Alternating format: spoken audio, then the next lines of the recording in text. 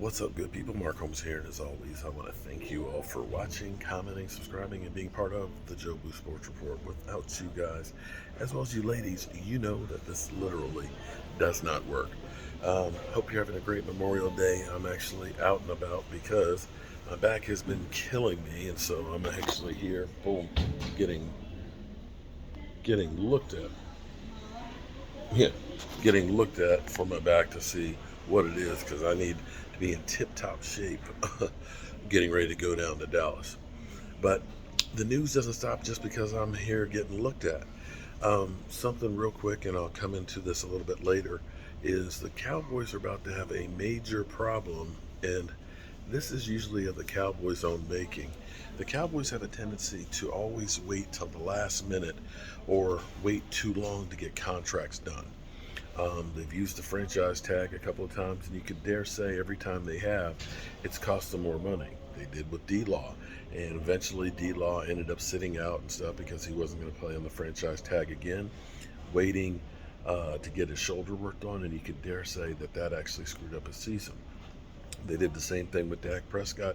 Had they done Dak's contract sooner than later, they probably could have gotten Dak's first contract, major contract, at about 28, 29 million.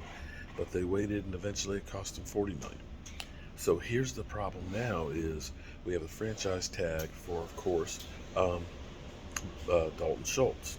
Dalton Schultz, it's a great number for tight ends, $10.6 million for this year. But the problem is that's a ticking time bomb because here's the thing. We're hearing that David Waller, the Raiders tight end, who is grossly underpaid. He was a sixth-round draft pick by Baltimore, but he is a guy who's had this past year only 655 receiving yards. I think he was injured part of the time, but he's had 2 seasons with over 1,000 yards. And you can see that the tight end market is now being reset. I think the highest right now is about 15 million a year. I think George Kittle is. But David Njoku, who just a couple of days ago got his new deal, and that is at 14.5 million a year. We're talking about a guy who had about half the yards of what Dalton Schultz had. Yeah. So when Darren Waller gets his, Darren Waller's probably about to reset the market, like every position. I mean, when we looked at Amari Cooper at 21 million and thought that was sky high, well, now it's 30 million. The market is resetting every single day now because of the new money that's coming through. And teams are going to either be players or you're just going to have to rely solely on the draft.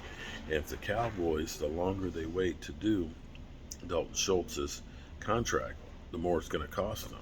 And so you looked at that and said, okay, here it is. You've got David Njoku, who now is at 14.5 million. You look at that and say that's the starting point for Dalton Schultz.